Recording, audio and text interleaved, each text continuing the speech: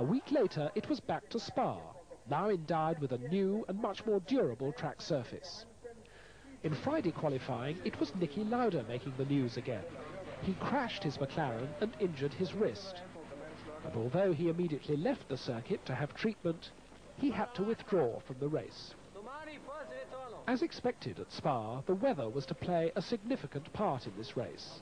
And after morning rain, the grid formed up on a wet track, with Prost on pole, and completing the front row, wet weather specialist Ayrton Senna. So we have the start of Spa in the wet conditions like Portugal. Prost was on pole, I was second. Important to be well off on the green lights, and therefore be away from any potential accidents and a lot of spray from other cars. So I managed to be first, Piquet was second, and then he spun off exiting the first corner and slowed down a little bit all the rest of the field, which gave me a good break right from the first corner there. I had a nice lead from Prost and Alboreto, and then Mansell and Johansson, and the two Barclay cars, and then Rosberg, De Angelis. But on the top of the hill, the track was getting quite dry already on the first lap, because Spa is a well-spread racing track. So you have rain in one piece, and the other side maybe with sun. So it was a hard job to decide when to stop for tires. We were all on wet tires, of course, but after very few laps, almost everybody starts stopping for slick tires.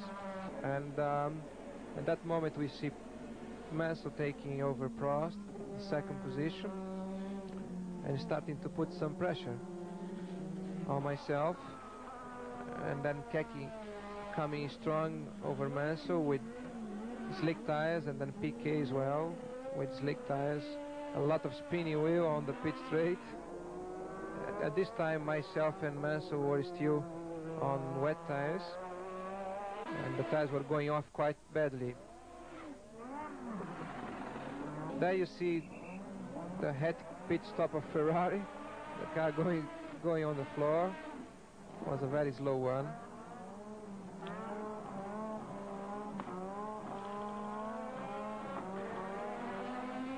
A lot of spinning wheel now, as you can see there, is smoking from the tires.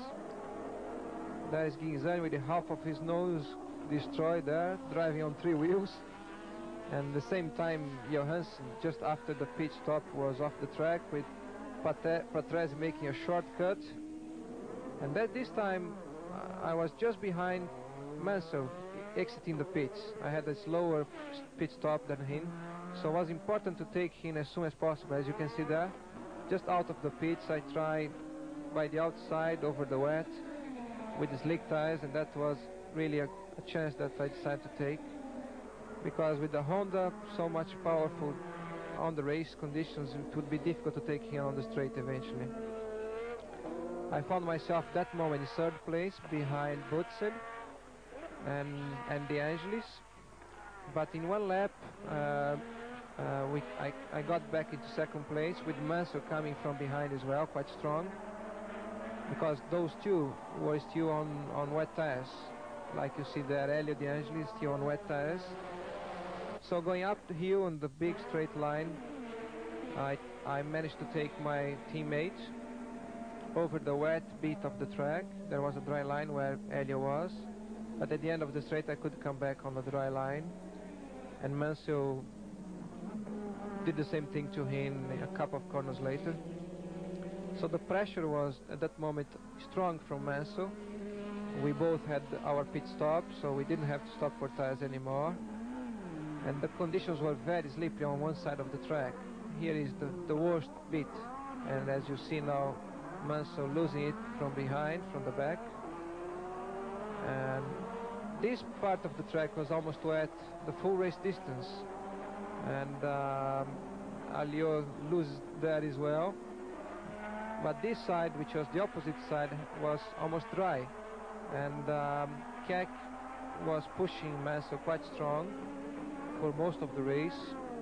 A lot of fight going there, and that was giving me a bit of relaxation at the same time while they were fighting. But then Mansell loses the car there on top of the hill, make a shortcut like Patrese earlier on.